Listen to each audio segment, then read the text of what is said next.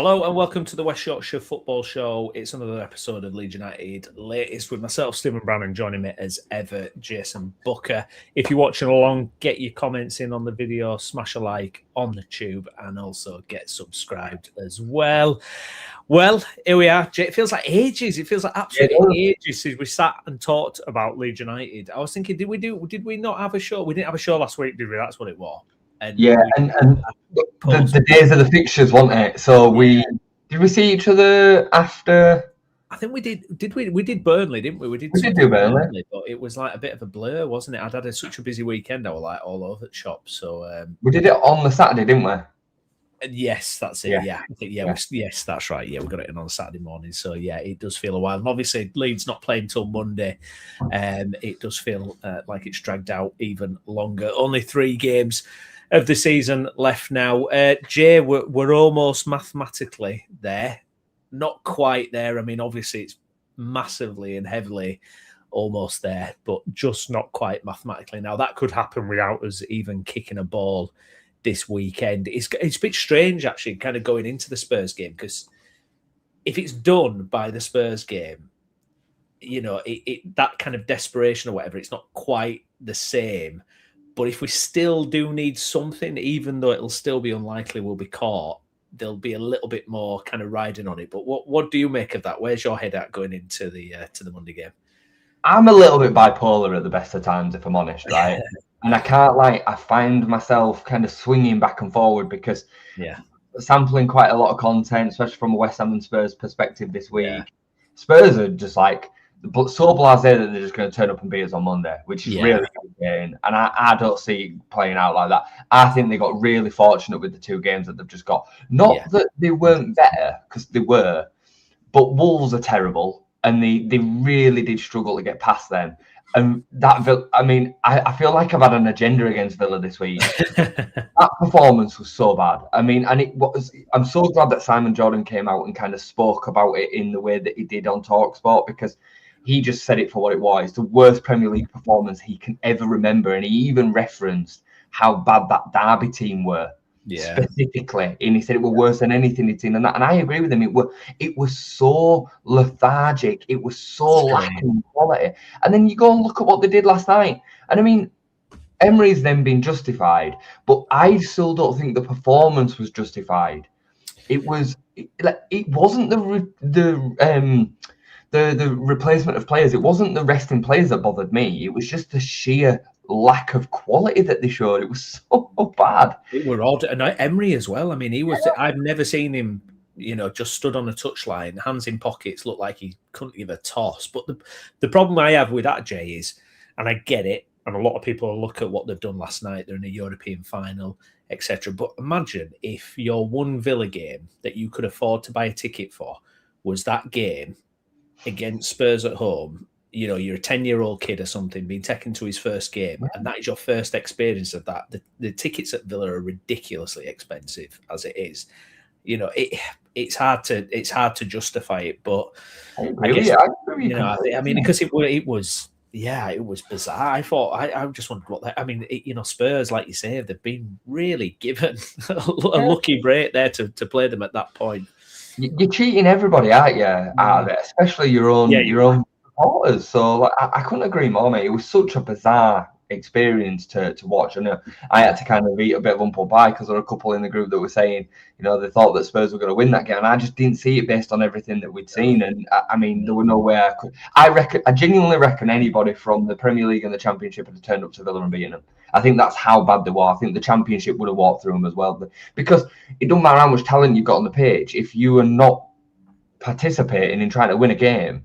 It turns out like that. It were unbelievable. So it's put Spurs into a position where they actually stand a chance. They're 1 point ahead of West Ham now with 3 to go. West Ham have got an unbelievably difficult fixture. They didn't sort their own problems out last weekend. They go and lose pretty comprehensively to Brentford. I know some people were saying that West Ham were unlucky. I don't think you can lose 3-0 and be unlucky. No. If I'm honest, I know what they're saying. They hit the woodwork a couple of times. There were a bit of a dodgy penalty call, but alas, I still think they were pretty comprehensively beaten, really. And I find myself in a funny position because I want Spurs to get relegated. But if both teams win this weekend, I'm back to being nervous.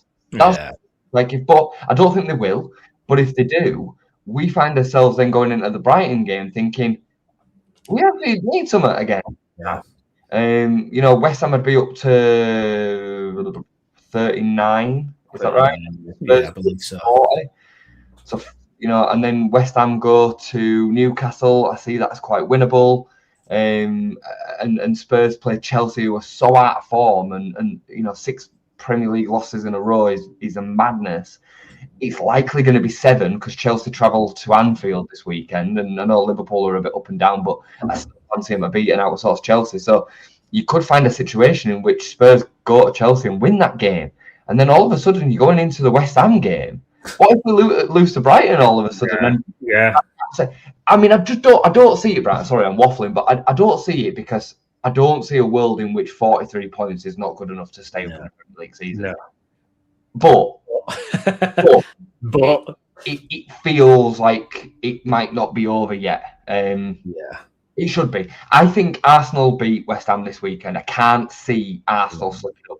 They've got 3 such winnable games. West Ham away, Burnley at home, I think, or away, one or the other, and then Crystal Palace. I think they've got Burnley at home, Crystal Palace away. They're not going to throw it away at this point, especially after Man City gave them such a gift last week. So I think it'll be over come Monday, and then we've got the free reign to do what we need to do to give everybody what they want, which is Spurs relegation. Now, well, it boggles my mind that Spurs can be within 3 points of us if they beat us. It's like how they've won 2 games all season. It's ridiculous. Or this year rather. It's funny you say about the West Ham as well, because I mean I can't believe how in one weekend it's the feeling and mood has completely flipped. So I'm like yourself, I've been watching content. I've been watching a lot of West Ham stuff actually. And the shift from the Friday before they played that Brentford game where they were in the driving seat, had the 2-point advantage over Spurs, to then after the Spurs game, it completely flipped. And that I agree with you about the Brentford game. So I watched kind of from mid first half onwards, and first half they were good chances, a couple of VAR things. I was absolutely mind boggled at their second half. West Ham, absolutely. That second half, I was really scratching my head because I thought, just come out with that level again, second half, and you still thought, oh, West Ham can turn this around. You still thought, because Brentford been on a miserable run, you still thought they were there for the taking, weren't they, Brentford? And then second half, West Ham just came out, and honestly, it was so bad. And Somerville was lucky to not get sent off, and players were suddenly starting to kick out, and all that, losing the bit of discipline. And then all of a sudden, the timing's everything. I mean, Spurs have come up against that Villa team where I said, I think last week, Villa could beat Spurs at 30%. Well, they weren't even 30%. They weren't 0. It was 0. So Spurs have gone and won there, and the whole picture of it has completely flipped. West Ham fans now are in that, and it's awful. I feel for any kind of fan in that situation, despite of how long the club's been around and in the Premier League, because there is just no worse feeling than when you just slide into that trapdoor. It's against you, and it almost feels like you just getting to the inevitable. You're just waiting for the inevitable to happen. And I think the way the fixtures have organised, I mean, they're playing Arsenal now, who to me look like they've got their X factor back. Saka's come back, and suddenly they look, a bit more confident. Lewis Skelly's popped him in midfield. That's been a revelation, and suddenly they've got the confidence back. So as a West Ham fan, you're going, we're not even getting that Arsenal that were there a few weeks ago, when they were drawing and dropping points. I mean, it's just a nightmare for them, really. Funny, isn't it? It's kind of like the anticipation of the City game was causing Arsenal a nightmare. And they got the City game out of the way, even though they lost the game. It's like it's kind of given them a new lease of life again. It's a bit strange, really. But I agree. But that is a relegation battle, isn't it? The picture can flip so quickly because teams down there lose a lot. So, and it's been compounded for West Ham because the teams around them, I'm not really including Spurs in this just for a minute, more Leeds and Forest have just been on such unbelievable form. And, in many other season they'd have caught a Leeds or a Forest. Yeah, but this season, because we've been so good at this stage of the season, we've taken 10 points out of 4 games. It's absolutely huge at this stage of the season. Yeah. So yeah, I feel for West Ham myself, but at the end of the day, they put themselves in that position earlier on in the season. You know, the form certainly since January has been good, but season's a 38-game season, in it, for a reason. Pressures and games and game states and all these kind of things change throughout the whole year. So yeah, I think I still think it's evenly poised, and I still think we might see another twist. It just feels like Spurs have maybe given themselves that momentum at the right time. And I also look at the fixtures.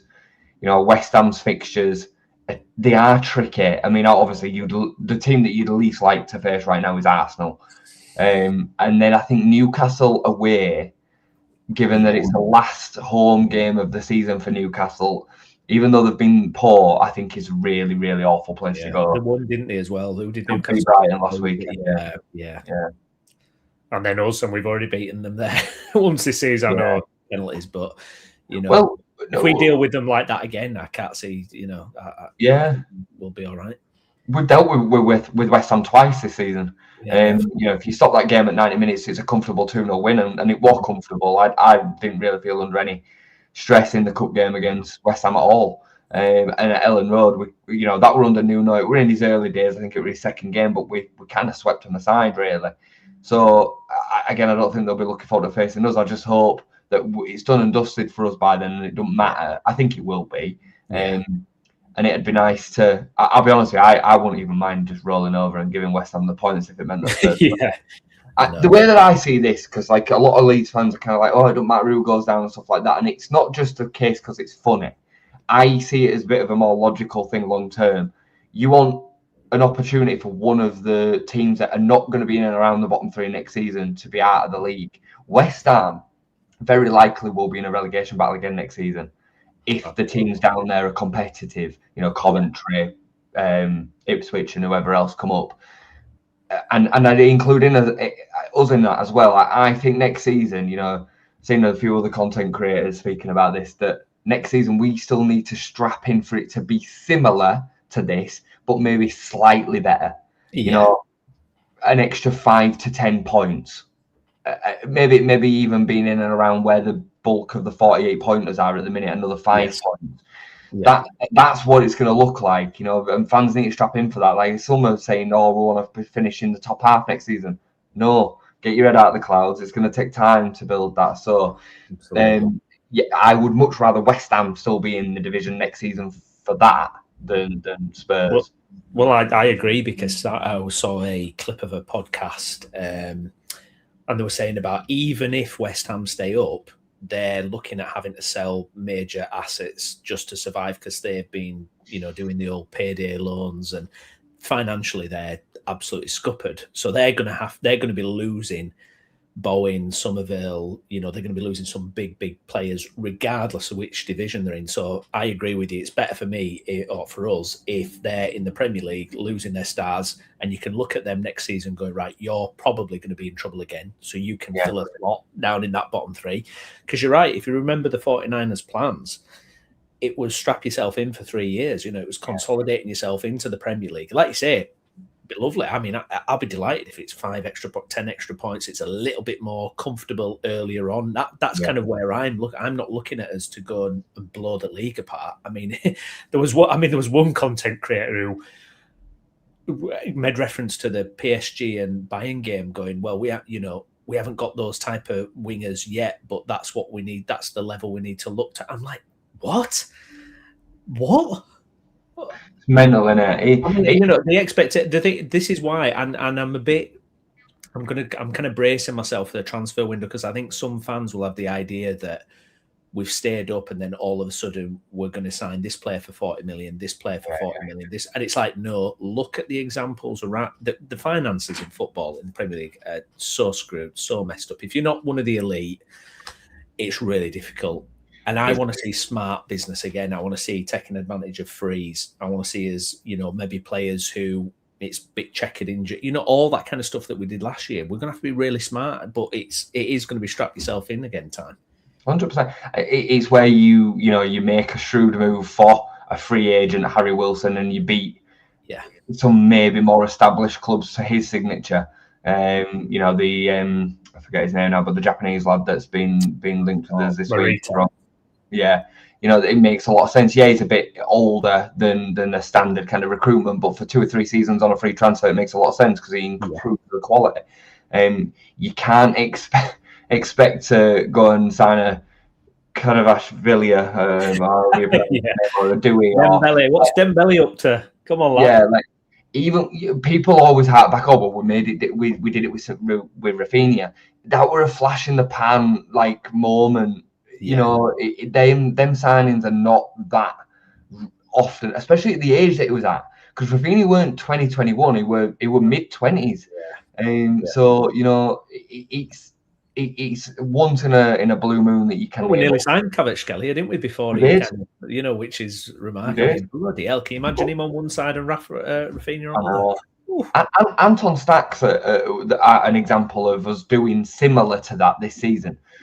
We can still find them, but it's not that easy because the more established clubs, they're already on the periphery of signing these players. Anton Stack will have been known to bigger teams, but there'll have been a thought process in some of them that they needed to see him at a step higher than where he was. So he's gone to that step higher now in Leeds. We're gonna see a lot of attention for players like Anton Stack in the summer, I think, for then that next move. I look at some of the teams that are potentially going to get Champions League football, Aston Villa. If Bournemouth got there, because we've got extra places in the division this season. Newcastle would Newcastle tonight. I mean, I agree completely. I think if I was Aston Villa or a Newcastle, if Newcastle could have a lot to play with if they're going to churn the squad. Villa, if they get Champions League, I'd be looking at someone like Anton Stack and going, plug in play. He'll be 28 next season. Perfect. Yeah. Perfect. Yeah, I agree. Let's get to some of your comments saying, Gav, morning all, I'd like us to be 100% by Sunday and turn on the style to smash Spurs on Monday. Yeah, that'd be great. But also sees West Ham losing all 3 games. Southampton have borrowed Marcelo's binoculars. Yeah, I saw that story. Whitesnake, the wait is nearly over. The confirmation for staying up is nigh. Let us all enjoy these last few games. The transfer window will be upon us soon enough for us to complain about. Yeah, exactly. And Glenn, Leeds fans never learn champagne for breakfast. Remember, yeah, that's it. Feed the goldfish, 20 quid a month, whatever it was. Just looking at some things as well. I mean, we beat Burnley. We put Burnley to the sword. Burnley relegated. I saw something about Burnley. I don't know if someone might be able to verify this in the chat. Since they beat us, which was about, I don't know, October or something, I think they've only won 1 or 2 more games since that match. I'm like, that is like that. I couldn't believe. I was like, surely they've won like 4. It's like, no, they've won 1 or 2 more games since then. I mean, that is absolutely awful. So they beat Wolves the game before beating us. Yeah. So they won back-to-back games. Then I think they won in January, I think it was. Was it Palace? Did they beat Palace? And they beat Palace in that bizarre turnaround where they were 2-0 down. And then Burnley scored 3 goals in 40 to 45th minute. It was mental. They just scored 3 goals. And then it kind of dragged Palace back in a relegation battle a little. And that were in February. I think it was. I think it's been about. Has it been about 15 games or something? 15, 20 games. It's been a lot anyway. They've been I mean, they've been crap, haven't they? Let's be honest. Over Premier League season, they've given nothing, have they? Really? No. I just think it's fascinating to look at because 100 points, Leeds and Burnley last season in the Championship. Managers with, you could argue, similar kind of career trajectories. They've been in the Premier League before. It's not quite happened at that point. Obviously, different context, but similar. Really successful in the Championship. And Leeds have gone here. Burnley have gone there. And I think what's helped us, obviously, is being Leeds United. And, probably other fans would scoff at this a little bit. But I feel like we were enough to convince someone like DCL to come join us, where I can't see him ever having agreed to go to Burnley, for example. Or, you look at Stack and all this kind of thing. And we knew that obviously Burnley tied up a little bit of their recruitment into deals. They had to complete deals on like Jadon Anthony and stuff, which has limited them. But I saw Sean Dyche on TalkSport, and he was saying Burnley just do the same thing over and over again, when they get to the Premier League. Whereas you look at Leeds and what they had to do and the way they've done it, I mean, I can't speak highly enough of that whole thing, because we could have easily been in that situation. We could have easily, if we'd have got this wrong, we could have easily been like Burnley this season, relegated by December practically, and and game over, you're back in the Championship. I mean, that's we were like that with Burnley last season, and we've been able to get up into our position, and they've gone the other way. Yeah, I agree. I think there's a few things. All told, I think there definitely is obviously a bigger attraction to a Leeds United than a Burnley. There's no disrespect, but it's true. I agree with you, Cavalier. I think Noah Rocker falls in the same ballpark. I think Yakabiol would probably be considered in the same ballpark as well. Gabby Goodmunson, left European football in France to come over to relegation battle at Leeds. It's different to doing it Burnley. The recruitment process as a whole, Burnley put all their eggs in the basket of just getting back to the Premier League. Zaya Fleming, who I do think has had a good season, Jadon Anthony, a lot of these players were bought or had obligations to buy upon promotion to the Premier League, and it hamstrung them so bad. I think Bashir Humphreys was the same as well. The fullback, he's had a really poor season. You then add into the fact that they weren't able to keep their best players. You've had a situation where they lost James Trafford, who was the best goalkeeper in the division last season, bar none. You would imagine if James Trafford had stayed, they'd have been good for another 5 or 10 points. Yeah, I think he can be capable of being that good. We've spoken on this show a lot about Nick Pope and how important he was to the old Burnley side, kept him in games, and James Trafford is definitely capable of doing that. CJ Egan Riley was a massive part of that back three with Esteve, who did stay. Yeah. He'll be gone next season. And then I think the biggest thing is the difference between the managers. I think Scott Parker proved in better circumstances that he couldn't do it in the Premier League, whereas Daniel Farke wasn't ever given a shake of the stick. Yeah. And Daniel Farke, in my opinion, this season has proven to a lot of people that he's more than capable. He's one of the best Premier League. He's one of the best managers in this country. He's a Premier League manager. He's not a Championship manager. He's a Premier League manager. He's capable of adapting. He's capable of playing different ways. What he's done with the fullbacks this season in the 5-back or the 3-back to get us to be competitive going forward and creating chances. There were a time where we weren't creating chances. He's developed that throughout the season. To the point recently where we've been scoring 2s and 3s every week. Yeah. In the Premier League. So I think he just deserves so much credit, and kept it all together, and the man management of all the players as well, where it were going wrong and we were losing a few in a row, we never seemed to lose hope or lose faith in him, and the players were still at it. So I think there's been a fair bit between the two, but considering the fact that we did both finish on 100 points, to finish at the minute with 23 points ahead of them, we've got over double their points. That's pretty nuts. Yeah, it's absolutely crazy. Gail, welcome along, morning. Good to have you on with us. Burnley were relying on defending in the Championship, but need more than that in the Prem. Yeah, I think it's funny you mentioned about Farke as well, the man management. I did see a little clip flashed up of Okafor praising Farke and his management, and I nearly tweeted it with I thought Farke couldn't handle flair players or whatever, because there's always this argument, that Farke doesn't know what to do with flair players, which just is mind-boggling to me. I mean, it's absolutely nuts. It's interesting about Burnley with the obligations, because did you see Ipswich? They've had to make a couple of obligations, haven't they? I know Akpom and I think Kipper as well. They've been made permanent. I mean, 7 million for Akpom, and he's not done anything in the Championship for them. Browney, I think Ipswich have no chance. Yeah, literally no chance. I think Coventry could put themselves in a Sunderland-esque position if there's the investment there, because they've spent a bit. Don't get me wrong, they've still spent a bit. Hadji Wright and some of the others have been built up over the last few years, but they've not had that kind of big Premier League injection, wages, and then a relegation, which then they have to kind of sort out like we did. they're going to have a free hit at this, really, to go at it and do the recruitment right. And if they can get the recruitment right, and Frank can get them playing, like, he's done a good job there and he deserves credit. I've watched Ipswich a few times this season, and I do rate McKenna to a point. I think he's he's a good manager, but on paper they're really, really average. Players like Ben Johnson at fullback, who's now been at Ipswich for a couple of seasons. They've got the other defender that were at Manchester United who dropped down. The little name slips me now. He were at Burnley. God, what's his name?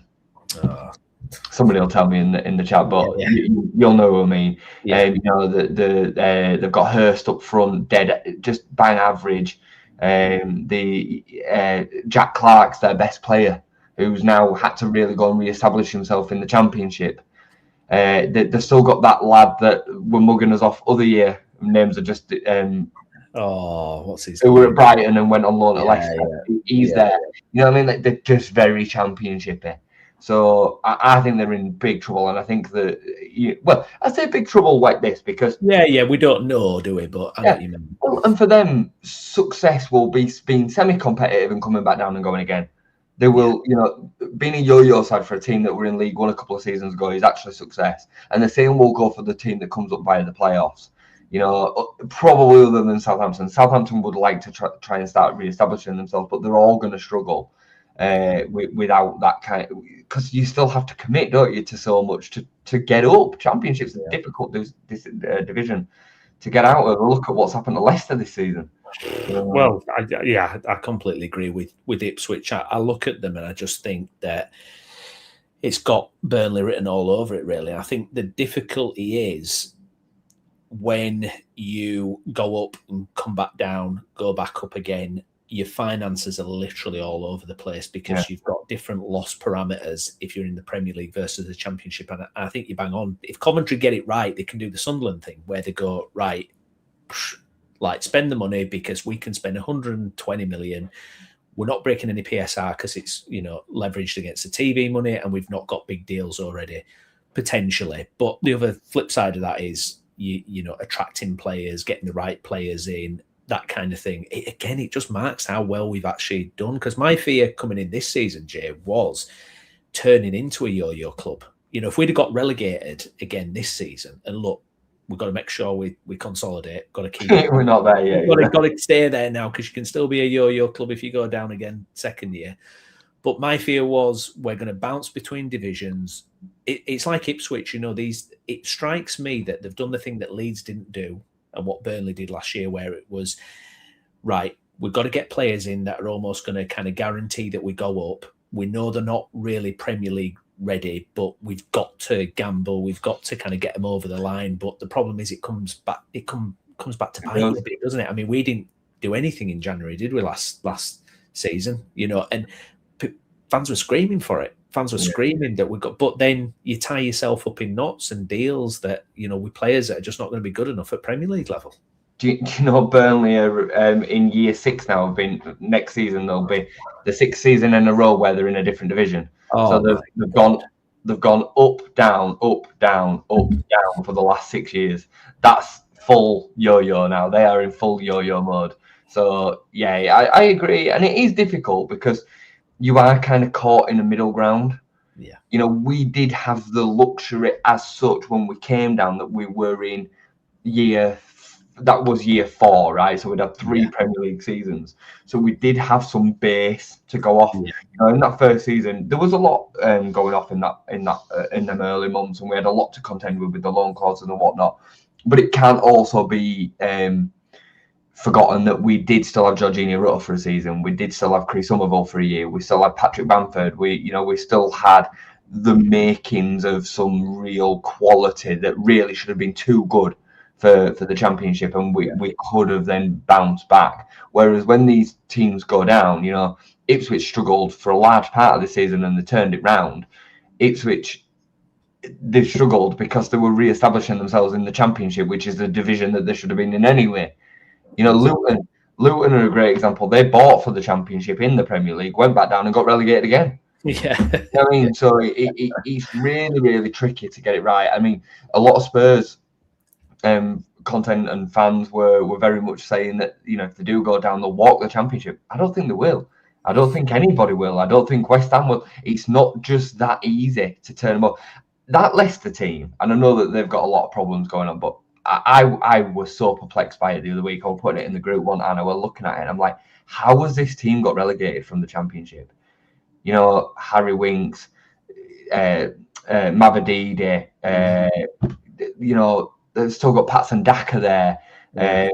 Vestergaard, I think, still at centre back. Like they brought in Lascelles on loan from Newcastle. They're just unbelievable. The whole team really should be walking. They should be walking that league. Well, it was like Premier League though. That team that got relegated in the Premier League, they had Tielemans and Madison and Vardy. You know, they had. You're just like, how did this happen? And that's the thing. I mean, you know, as I mentioned, morning, John. Gail, I wonder where Scott Parker will end up. Skip, the slight worry I have is that DFF has become too loyal to some of our players and he may be reluctant to replace them with better quality in the summer. I disagree with that completely. I disagree. I think for me, something like the Jack Harrison situation sums it up with me, how he treated Jack Harrison this summer. He publicly talked about trying to integrate him and trying to give him the best platform to work off and still valued him. He was gone in January. It was like, there's an opportunity to get him out in January. Let's do it. You know, I don't see that he'll just have blind loyalty to some of them. I also think you've seen several examples of that just not being the case as well. You know, Joe Perreault was his man last season. He's not been his man at all this season. He will go in the summer. I think Joe Perreault had gone in January if Joe Perreault wanted to go. I think the club were happy to let him go. I think you've seen it throughout the whole course of Daniel Farke's time.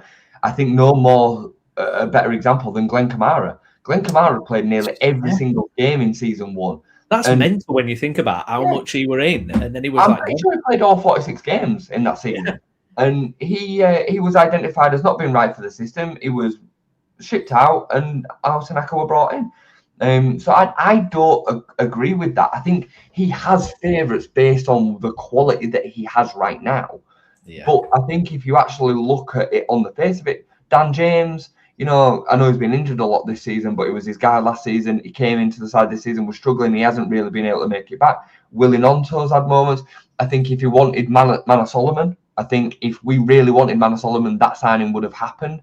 I think Daniel Farke identified the fact that, you know what, there might be the opportunity to just improve. And I love Manor Solomon, but I think he saw the opportunity to potentially get somebody like Noah Okafor, who gave us that little bit of extra quality, and he went and did that. I really don't agree with that. I think we've seen it with James Justin this season. James Justin's come in and at times proven to be better than Jayden Bogle and Joe Rodon, and James Justin's claimed his spot.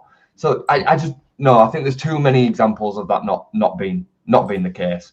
Yeah, I think it's especially around Farke. It always seems to be kind of sticks used to beat him. Take a long time to kind of go away. Really. Skip's not a basher either of Daniel Farke. No, I was surprised when I saw it was Skip who said that. I was like, I know what he's getting at. Right, Skip. I do know what he's getting. Yeah, Skip's being hacked. I do know what he's getting at though, because I think on the face of it, it can feel a little bit like that. I just think Brendan Aronson, as an example, is the go-to example of this. I think he gets hit with that because he still plays him. I just think Daniel Farke genuinely thinks is the best thing for the team right now, considering what he's got at his disposal.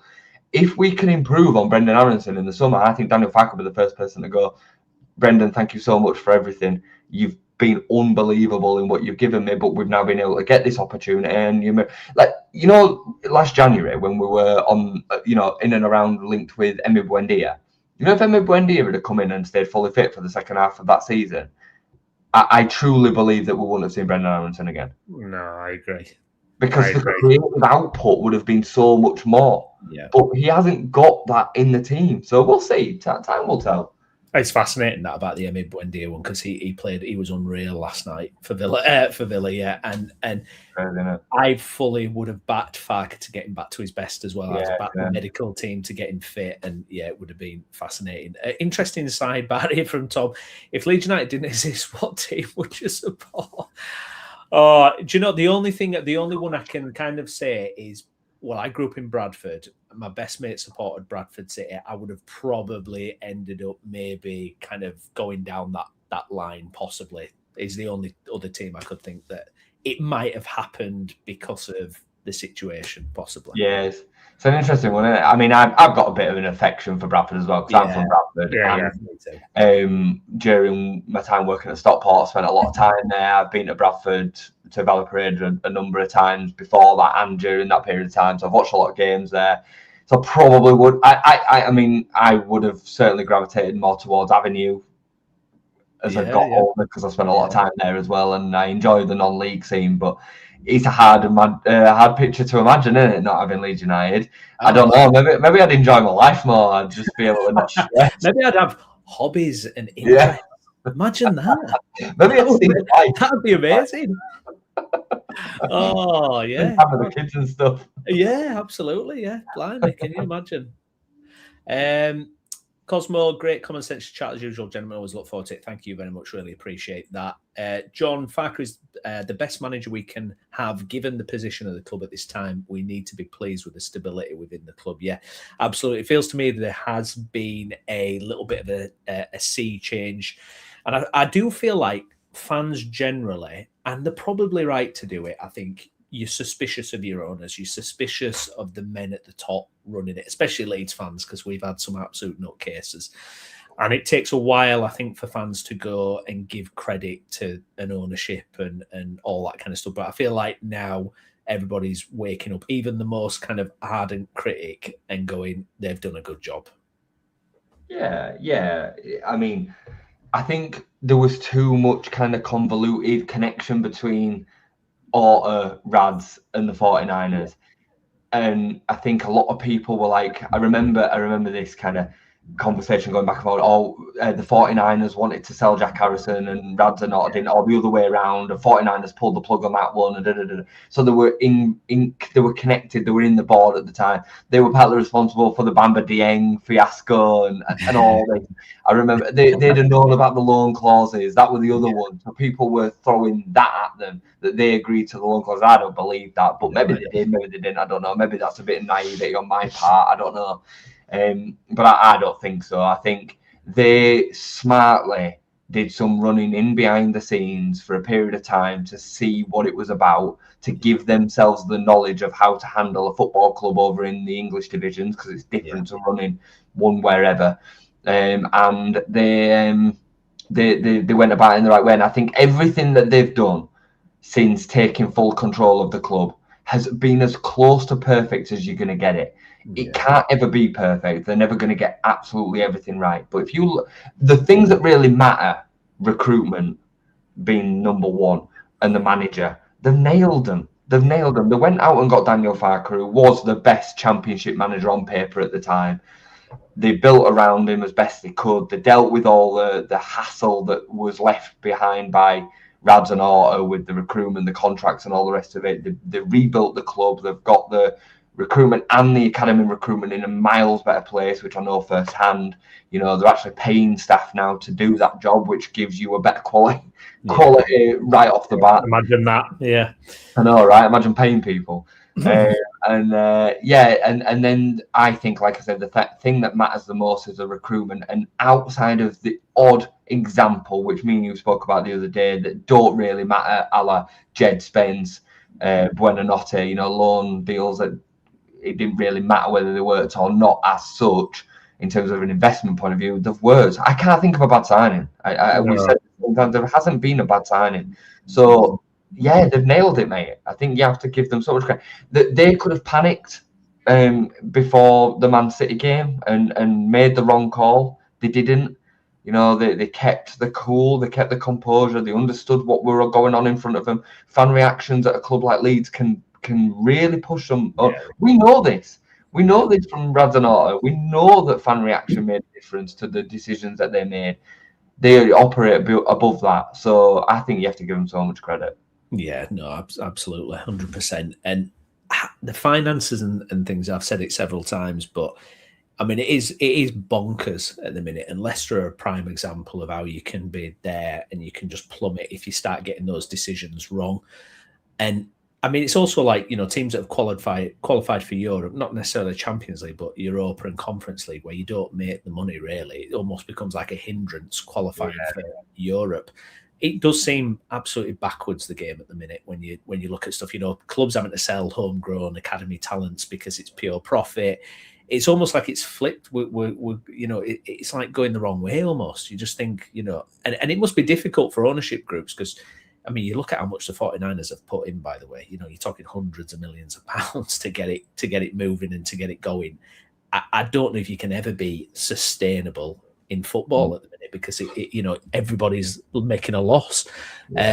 So it's really hard to kind of progress through. So you've got to get those decisions so right. And that's why you look at the Brentford, Bournemouth, Brighton, how well they've done because they have all that good recruitment, good strategy, and all that kind of stuff. No, you're spot on. I mean, the ecosystem around football in general at the minute is a mess, and that goes through all of the pyramid. You look at what's going on at certain clubs up and down the leagues. What's happened to Sheffield Wednesday is a really good example of how badly that can go. Even the ecosystem in terms of qualifying for European competitions a bit backwards. Have you heard about this situation where if Villa finish 5th and win the Europa League, it then gives the team in 6th another Champions League spot? Yeah. And there's a situation which could arise based on the results of the next few games, where because of the Premier League fixtures and the way that they've fallen out come the end of the season, there's a situation that Bournemouth and Brentford, if they are in 6th, they will want to lose their last game of the season because they play Manchester United and Liverpool, Brentford and Bournemouth. And if Villa finish 4th and Man United or Liverpool finish 5th, Brentford or Bournemouth would then miss out on the 5th Champions League spot. Have you heard about this? You've not heard about it? It's mental. Oh my God. Because of the coefficients and the way that they get passed down and whatnot, it's crazy. So basically, Villa win the Europa League but also finish 4th. The Champions League spot then won't filter down to 6th. It only filters down if Villa finish 5th, which is mental because it then calls into question the results within the Premier League. Because if say for example, Bournemouth are 6th, web that, isn't it? I mean, So Bournemouth are 6th going into the last game of the season, and they're clear of Brentford. Let's just say it will make more sense for them to lose their last game of the season to make sure that team finishes in front of Villa. Yeah, wow, it's crazy. So yeah, the whole ecosystem in football is backwards and inside out at the minute, and I can understand why so many lose kind of interest in the top flight and end up going and supporting non-league. If I'm honest, because it's raw, it is what it is, isn't it? So yeah, they've completely lost kind of. I mean, when a quarter of your league is able to get into the Champions League, it feels kind of already, madness, doesn't it, really? And if you have one good season, if you have, like Forest last year, that incredible season where they nearly got Champions League, if your team goes on a run like that, but it can, I mean, you look at Newcastle, qualify for the Champions League, they have a brilliant domestic season, qualify for the Champions League, really struggle, come out of the Champions League, and then when they don't have Champions League, they have a great season. It's like that, to get it to a level where you're able to compete. Because obviously, I think it's like 70, you have less kind of loss that you can make when you're in Europe. So, for Villa and Newcastle, that's really impacted them because obviously they don't have the revenues of the elite clubs. So that's why at Villa, you've got Buendia going back into the team. They've reintegrated him because they can't sign players. They're like, right, okay, Buendia, right, we'll get you back in and we'll try and make this work. Liam Bailey coming back when he'd been sent off. But teams are having to do that kind of thing just to kind of operate and still be able to compete. I mean, it helps when you got, a genius manager like Emery who can, do what he's doing. But yeah, it is mind-boggling. You do wonder, if we do keep building, where it goes and how you kind of establish yourself. But yeah, it'll be interesting.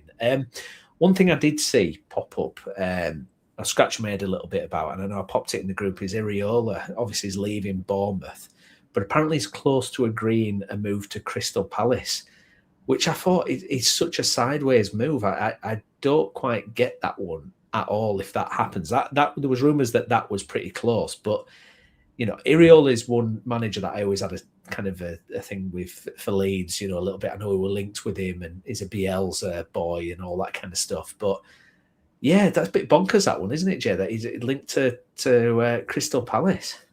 Yeah, it's a real odd one on the face of it because it's very much the sidestep, isn't it? It's very much it's a definition of sidestep.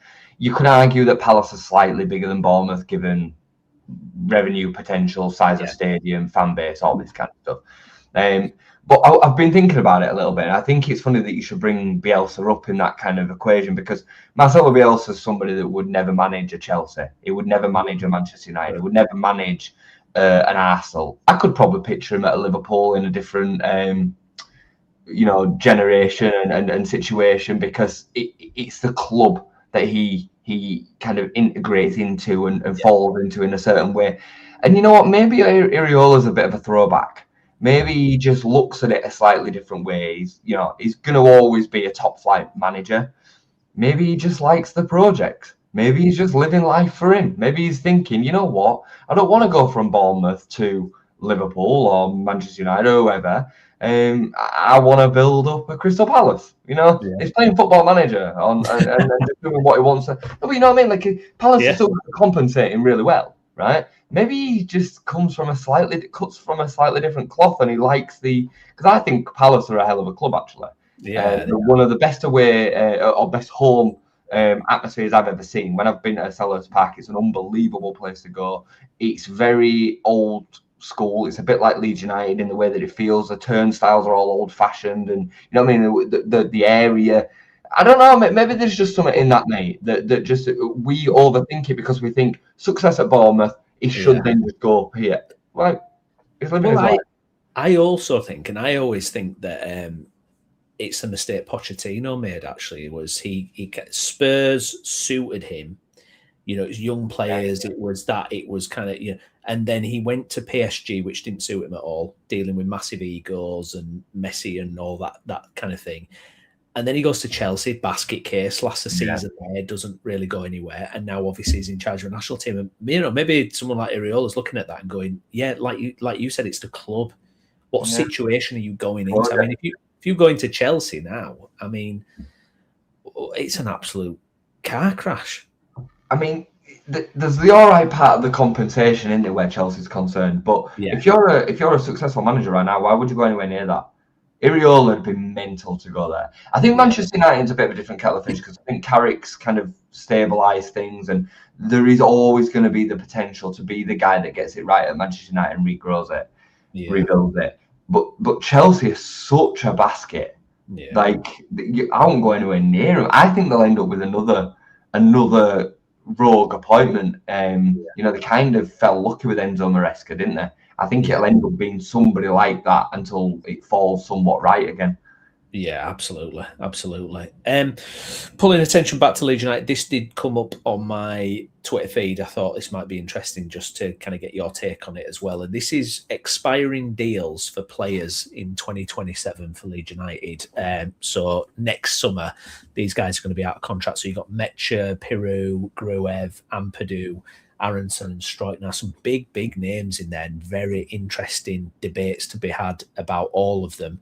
Because it's that difficult thing when you start talking about getting into the last year of a player's contract. If teams are coming to you and offering fees, it's going to be less, naturally. And, we've talked before. I mean, you've got squad players like Pirou, Gruev, who, if you're looking to go forward, you're probably looking at upgrading. But with just a year left, it's interesting because would that put teams off a little bit? Go, look, if we go back in a year, we can get that person for nothing.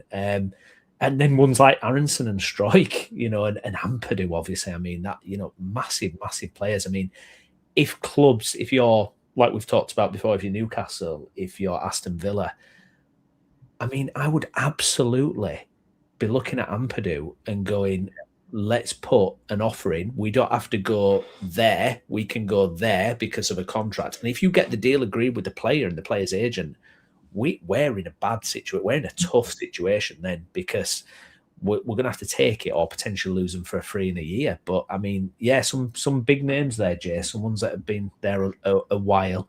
Some on the periphery, some mainstays as well. I mean, it's a bit of a puzzle to work out, I think.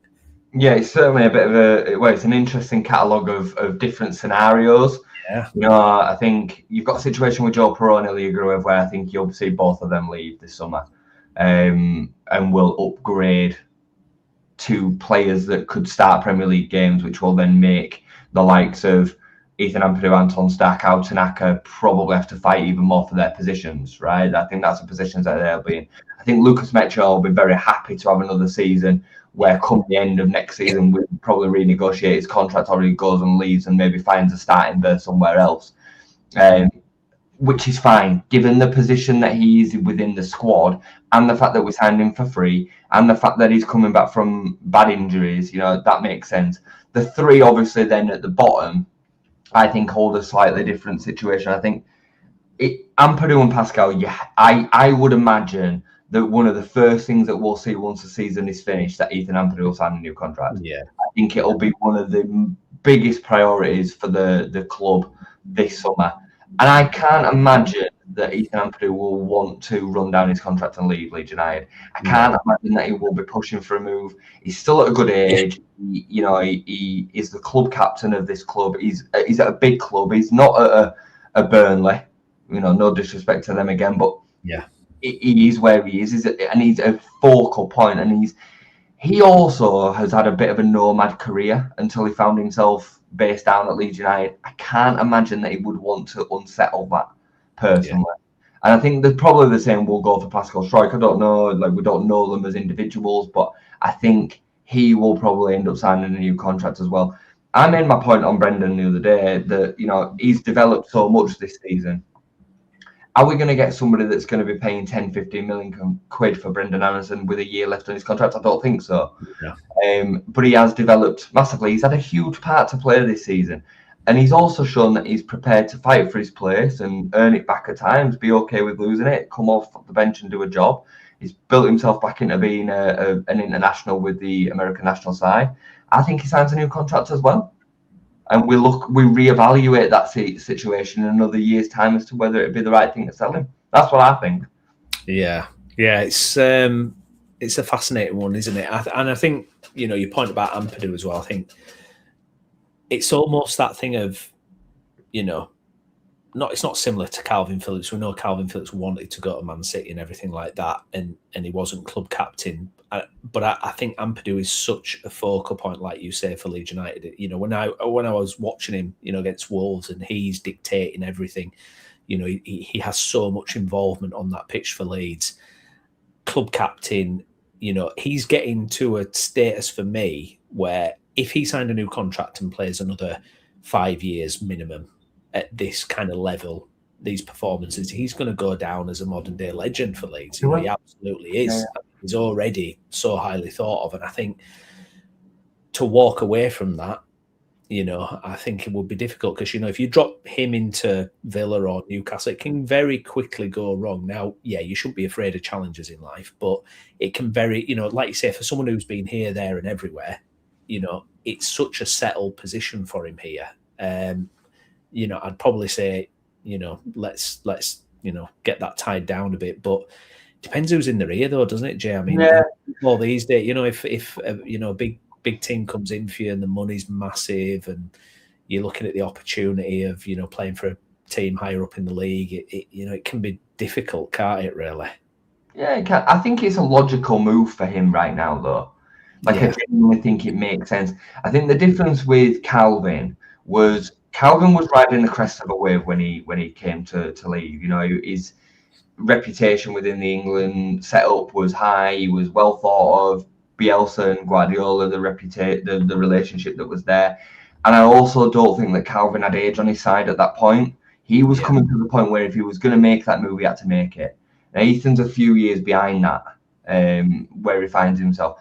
If Ethan has another really, really good season at Leeds and Leeds establish themselves in the Premier League, they finish, top of the bottom half, 12, 13, something like that, and he thinks that he has a great season and he's got interest from some of the big dogs, I'd say nobody can kind of then say, and stand in his way. I think, then you have to look at making sure that you get the most amount for the club and you look to move him on. But I don't think he's at that point yet. No. I think it would be the sensible, because Leeds are still a huge club. Like, we do need to remember that. Like, we're not bottom feeders. Like, we are still capable of giving Ethan a lot of what he will want within his career. We've challenged for a domestic trophy this season. We got to an FA Cup semi-final. He's played at Wembley in a Leeds shirt again. He is a massive international piece for Wales. Can we start flirting with qualifying for Europe during Ethan Ampadu's time at Leeds? Probably. So, yeah, I think it's a real interesting one. Does he get into Man City or Arsenal? No, not yet. Would he be able to contribute into a Villa or another team, Newcastle, that are going to hope to flirt with European football? Probably. But he's our guy. Like, he's the main man. So I think it's a real fine balance with Ethan and making that decision at the right time. Yeah, and talking of Brendy as well, Stat coming back in, we saw Brendan Aronson, lose his place last week against Burnley. I think you probably see a little bit more of that, and I think it's also interesting we started the season without him in the team as well. And he's another interesting one, isn't he? It's like you mentioned, would a team be willing to come in and pay that kind of money to get him out of his contract now? But he definitely feels like a position we can upgrade on. I mean, I'm expecting us this summer to the attacking areas to be bolstered, but I think I really like Aronson as an option for that midfield three. If we continue to play with that, someone who can come in, he gives you legs, gives you that dynamo energy. But I do think Brendan's kind of place in the squad will kind of reduce, especially once we kind of upgrade that area. And I suppose for him himself, maybe he will question that a little bit. If he looks at what business Leeds do in the summer, is he going to turn around and go, do I want to commit to a new deal where I'm getting reduced time? Yeah, and it should reduce, but it should reduce for a lot of them. We're at a point where we're going to finish between 14th and 17th hopefully this season. We're going to continuously need to improve players. There might be an opportunity that will come up for a striker, which will see Dominic Calvert-Lewin's game time depreciate. I think the only player in the squad really that right now can hope to continuously get the same level of game time is Anton Stark. I think everybody else is open to debate, including Ethan Ampadu. I think Ethan Ampadu's class. I think he's so good and he's got that room to develop. But he will need to continue to develop to stay the best option for Leeds United if we're going to end up then becoming an established team, then a top 10 team, then a European player. Because otherwise you can't move, you can't progress, right? You just constantly stay still. So I think they're all open to debate. Literally all of them. Do you get conflicted at all when part of me hates talking about players in such a transactional way a little bit? The way fans do it as well. It's like Gruev, right? And I do feel for Gruev a lot as well, because I feel like fans have such a disposable attitude with him. And I really feel he's contributed a hell of a lot this season. I really feel like when he came into the team, just look at the record when he played in the team. And I just feel it's so underappreciated. And we accuse players of being mercenaries, but we treat them like mercenaries, don't we? The fans, it's like, right, you did your job, get out, we don't care. Yeah. And this is why you can't have an axe to grind when players do what's right for them as well. Yeah. So like it really wound me up in January where people were like, "Oh, Joel Perreault, just leave," and it was like, "Oh no, he's in a contract. He's signed a contract with the club. It's his right as much as it is the club's to say that he wants to stay." Yeah. It's as simple as that. Like, no. And so I couldn't agree with you more, mate. It is a very sad state of affairs, but it is part of the game. And again, it does then just serve as an opportunity to remind ourselves of how great Daniel Farke has done at managing all that. Because it is really hard, especially for these players that are on the periphery, to still feel like they're part of it. Willie Gnonto is a great example of that for me. Never once thrown his toys out of the pram this season. And he deservedly hasn't played anymore, in my opinion. But he also has acted as a proper, true professional and every time he's called upon, he does what he can do. So, and that's down to him, but also Daniel Farke to manage that. But yeah, it is part of football, mate. It is, and the same goes for the players. You know, if Real Madrid came in for Ethan Ampadu tomorrow, as much as I'm sure that he loves being Leeds United captain, Ethan Ampadu would probably be going with his agent and saying, "Paraga kind of fancy that. Like, like, are you all right sorting something out? You know." So yeah, it works both ways.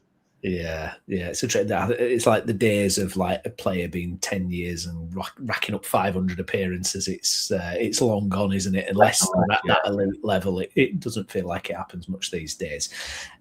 Turning attention then back to the weekend and the Spurs game, and they relegated us last time we met. That 4-1 game, the end of the 22-23 season. The Allardyce game, the 4-1, playing 6 defenders and conceding within a few minutes. Because I was thinking, I was like, should Leeds be ruthless going in this game? And then I was like, like they showed us no mercy last time. There was no mercy from Spurs last time. Their fans didn't give a damn, blah, blah, blah. I hope. I've got to say, I really would love to see us beat Spurs on Monday. I've got to say, I would really love it. There's a lot of reasons. And I don't have really any particular axe to grind with Spurs. It's not that I dislike. They're probably one of my favourite London clubs, actually. But I would just absolutely love it, because I remember the game at London Stadium, when we'd beaten Bournemouth and Liverpool, and we had a back and forth with them, and a goal was allowed to stand when Meslier was clearly fouled. And if we'd have won that game, we'd have won 3 on the trot going into the World Cup in Qatar. And who knows, what difference it could have been made. And I just feel like we've just got to be so ruthless going into Monday. Let's put them to the sword. Let's make them nervous. Let's make them sweat going into the last couple of games, because I do feel they've nearly bailed themselves out at the last minute on their, 3rd or 4th manager of the season. I would just love to see us punish them and just absolutely. And I agree with yourself. And then we can throw one in against West Ham at end of the season and send Spurs on the way. I would just love it, because it'd be such a slap in the face to this idea that these elite teams can do whatever the hell they want, spend whatever money they want. They don't have to have any strategy. The recruitment can be a mishmash, and they just get away with it. I would love to see one of those teams punished. Spurs probably will be the bottom of the list of those teams that I'd like to see. I can see, especially Chelsea, Man United. I would love to have seen them, especially Man United. Imagine if they'd have gone down. It'd been amazing. But I just would love to see one of those teams get punished. I really would. Yeah. I mean, the game that you mentioned there, that you referenced at the London, Tottenham Hotspur Stadium, when Harry Kane just abused Meslier into the back of the net. It were one of the worst decisions I've ever seen. It was so bad, and we ended up losing that game. I mean, we should have lost the game anyway. We should have managed it better, because we ended up taking the lead again after that. But alas, we didn't. And then they did what they did to us on the last day to send us down, and we would have gone down anyway. But we owe them one, and we owe them one from earlier on this season as well, because we deserve to win the game at Ellen Road, and they somehow win the game with 2 deflections. And I concur with everything that you said. I still want West Ham to lose against Arsenal this weekend, because I care about Leeds United first, and I want this mathematically done. So I hope that West Ham lose, because then that confirms we're safe mathematically. And then I hope that we go to Tottenham Hotspur Stadium on Monday and give them a real pasting. I'd love to see us give them a real pasting. Calm, confident, relaxed. We know what we've done. We've deserved this, and we go and put the cat amongst the pigeons. And then West Ham and Spurs sort it out between themselves in the last 2 games. And if that includes us losing against West Ham on the last day of the season, I'm not bothered. I don't care. I would like to see us finish on as many points as possible, of course. But if we have to take an L that day, that then see Spurs go down, I'd be down for that. I could vote against the Leeds United loss for one game. I don't think it'll go like that because I think Daniel Farke will be dead up for making sure that we represent ourselves properly in that last game. But I would probably have a sneaky feeling towards West Ham pulling one out. If West Ham go into that last game of the season in front, knowing that if they win that game against Leeds, they stay up, I think they beat us.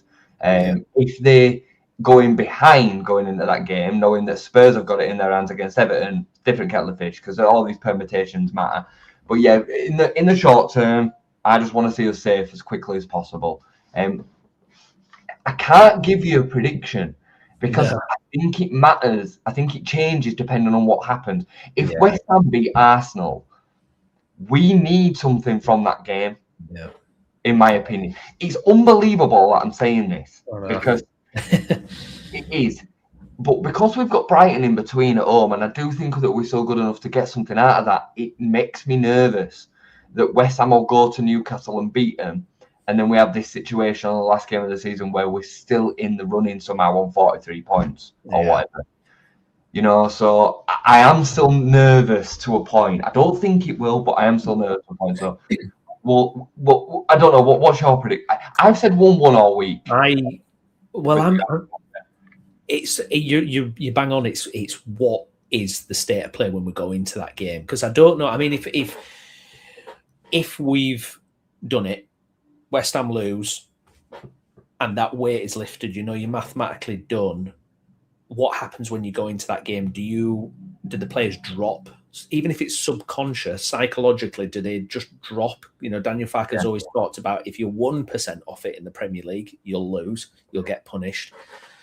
Or does it go the other way where suddenly freedom? You're knocking the ball about, very confident, easy going, have some fun, score some goals, win the game.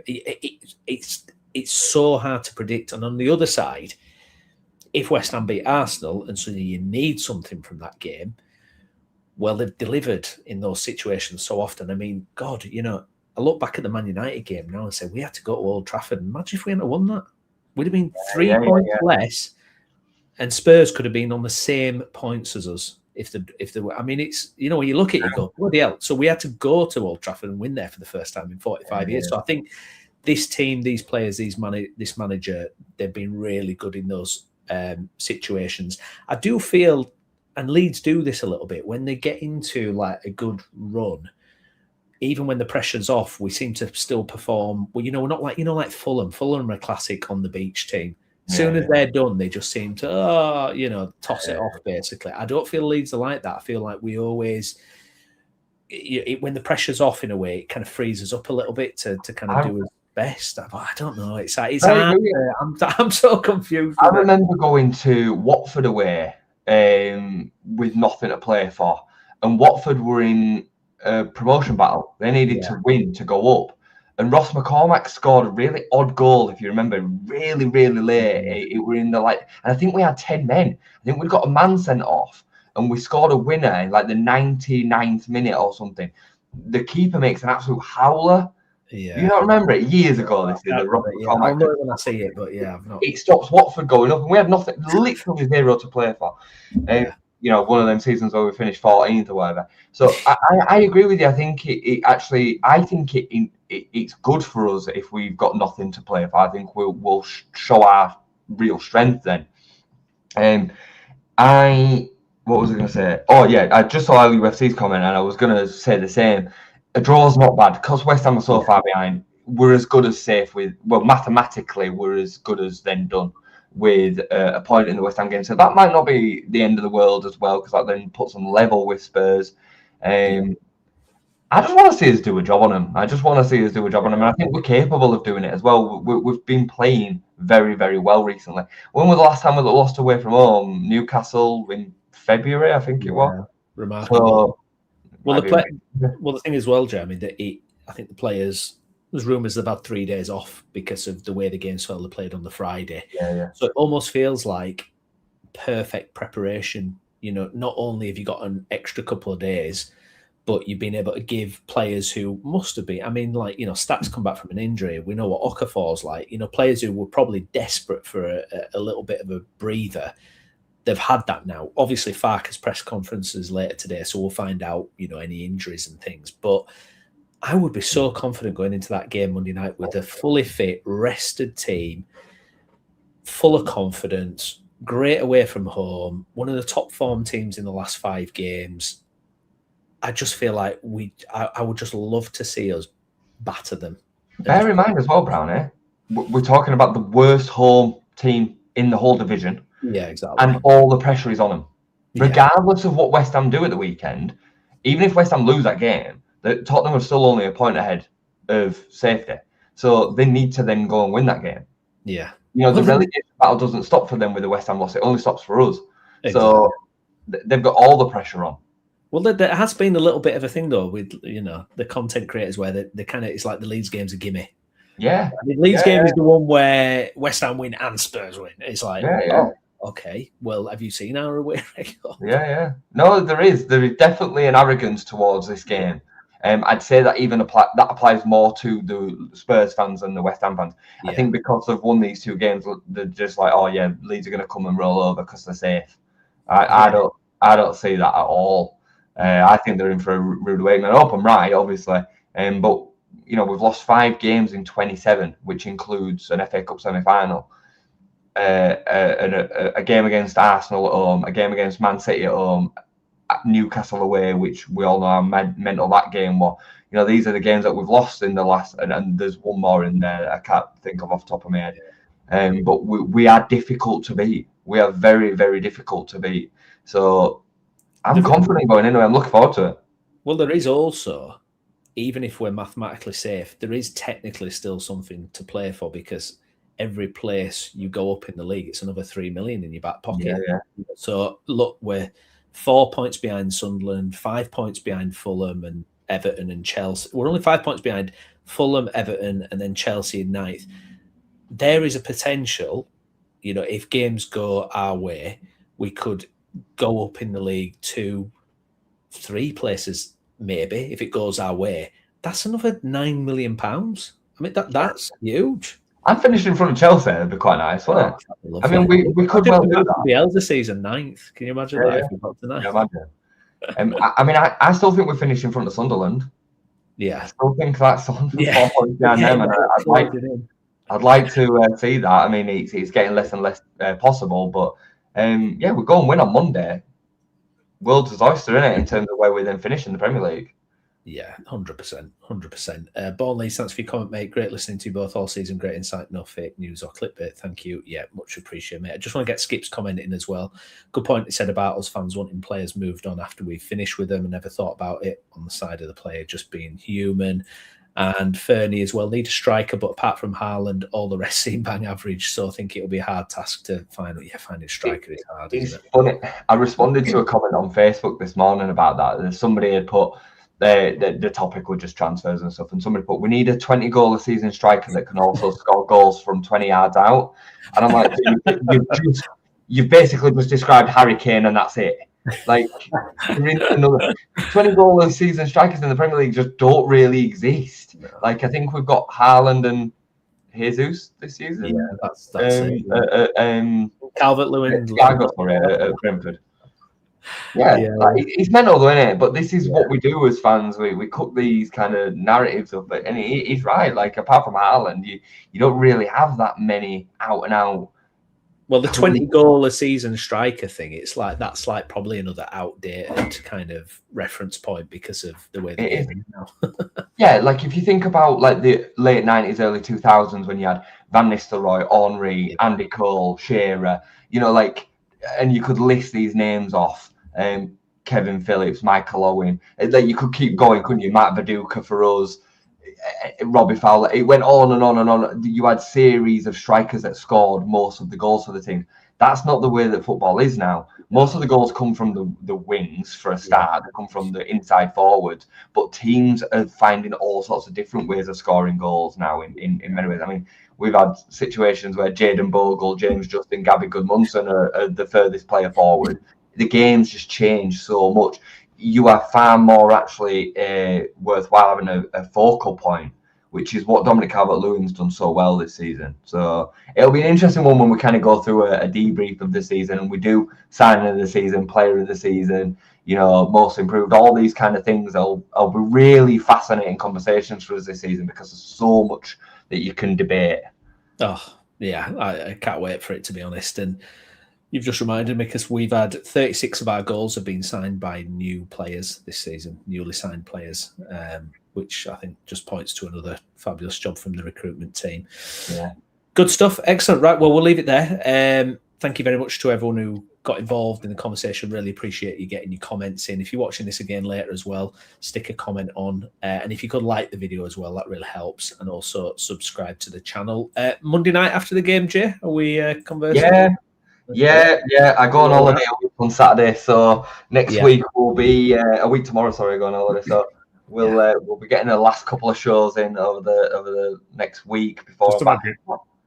I was going to say you could have been stressing about that FA Cup final if we'd have been. Can you imagine? Can you? I mean, I'm buzzing. Like, it is so sad because I am kind of in one sense buzzing that I get to watch the game on the Sunday, whereas I'd have been stressing out so bad. But anyway, we didn't get there. So it'll be interesting to take Brighton and West Ham in while I'm away. So we'll have to maybe we can do something. Maybe I can kind of like poolside. Get you on there, and we'll figure something out, absolutely. And then, like you say, we've got all the videos to look forward to over the summer, the signings, looking back at this season. Yeah, it's going to be great. Great stuff. Thank you very much for watching, everyone. I've been Stephen Brown, with me, Jason Booker, and we'll see you again Monday night. Do tune in for our post-match review to the Spurs game then. Thank you.